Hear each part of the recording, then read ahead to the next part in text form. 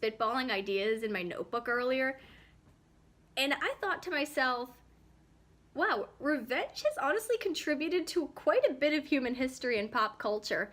For example, we've got classic literature like Dante's Inferno, which is honestly just Dante slandering his political enemies while he's in exile, and it gave us a whole new understanding of the concept of hell. Meanwhile, another famous story, The Count of Monte Cristo, is just that. It is an elaborate revenge story that goes into the satisfying but also the soul-consuming side of it. It's based on a real event that the writer, Alexandre Dumas, read in a newspaper, and the only reason it made it to the story is because the guy who tried it in real life failed. So, it still counts for something. It still contributed to literary classics. Meanwhile, DreamWorks and the Shrek franchise exist because Jeffrey Katzenberg had a falling out with Michael Eisner. The first Shrek movie is one big up yours. It's really funny when you know the details of that power struggle. I'd suggest looking that up for yourself. It's really an interesting story. Meanwhile, Alanis Morissette paved the way in rock for women and for honestly for all creative types. For her album Jagged Little Pill, which is about a bad breakup. And lots of other stars have made careers on that too. Taylor Swift, Adele, etc., etc. David Bowie released all his least commercial music in the 70s because he was under a bad contract. And once he was out of that contract, he released his best music and became a superstar just to spite a manager.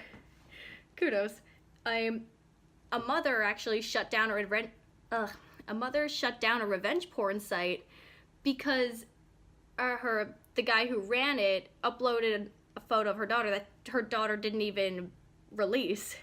So it's amazing what anger and a need for vengeance can contribute when it's channeled in a very healthy way.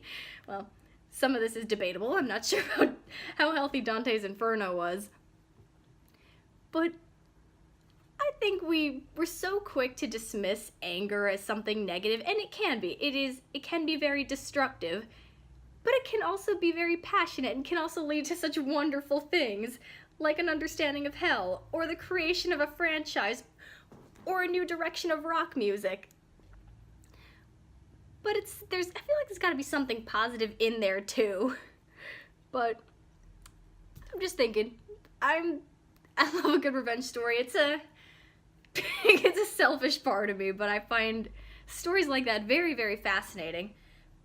But if you're not careful, you can get to the dark side and have a soul-consuming destruction, which you can see in movies like Heathers with JD being a self-appointed vigilante, when I feel like JD just needs some therapy. I feel so bad for that character. Heathers is another one you can overanalyze. It's a great movie.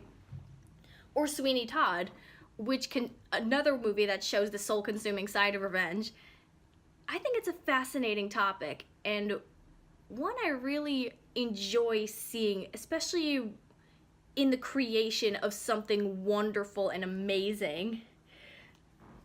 It can go either way. It can be a positive, it can be a negative. What are your thoughts on that? This is just me spitballing, by the way. So I don't exactly have an exact point